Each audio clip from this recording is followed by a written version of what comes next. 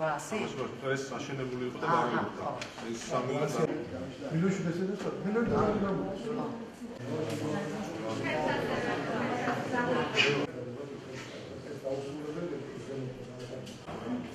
ხო, განსაკუთრებით მაგრამ მე ვთქვამდა რომ არ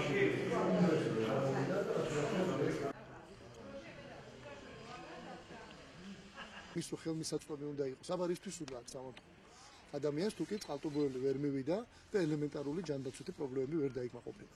ზუსტად ანალოგიურ საკითხთან დაკავშირებით ყველა გახსნილ ახალ სამართლობაში მე მინდა გითხრათ რომ კვალდაკვალ უნდა ვსდიოთ სააკაშვილს და ვნახოთ ერთი სად შეიძლება რომ საყოველთაო იყოს იგი. სად შეიძლება რომ იყოს ხელმისაწვდომი და რაც ყველაზე მთავარი ამავე დროს ხარისხიანი. კიდევ ერთი პრობლემა.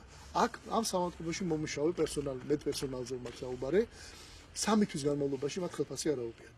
ეს ალდაგიზბრალი ბუნებრივი არ არის, იმიტომ რომ ეს ახალ აშენებული სამართლოა, მაგრამ ჯანდაცვის სამინისტრო ამაზე უნდა მეკუთვნის მშობიარობა. მშობიარობამდე უნდა გაიარო ძალიან ბევრი რამე, კიდე ანალიზები, იქ ჭირდება ულტრაზვუკი, იქ ძალიან ბევრი რამე გჭირდება. რაც არის ფინანსებთან დაკავშირებული და როცა ხარ უმუშევარი და მეუღლეც არის უმუშევარი და ვერ შეუძლებს სამსახურს, ეს არის ურთულესი რამ. მე არ არის საქართველოში იმ დონეზე ჯანდაცვა და მედიცინა, ესეთი კატასტროფული ფასები რო იყოს ოპერაციებზე, არ შეიძლება. არის ყველა ნორმალურ ქვეყანაში, გინდა ფასიანში, დაციქი.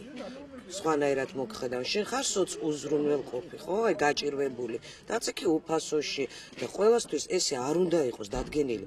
გინდა არ გინდა გადაიხადე ის 1000, 1200 ლარი. თუ არა გაქვს, ესე იგი უნდა მოკოდე არა. ინვესტიცია არის შადებული დაახლოებით $800,000. პასუხისმგებლობა იყო აღებული ის, რომ უნდა მომსახურებოდა სამართლო მთელს წყალტუბოს რეგიონს, რაც შესრულებულია და თქვენ თვითონაც ნახეთ და ათვალიერეთ.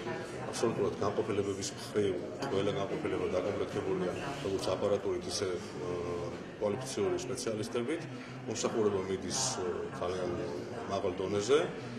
ფასები ჩვეულებრივად დარჩა, იგივე ფასები დარჩა.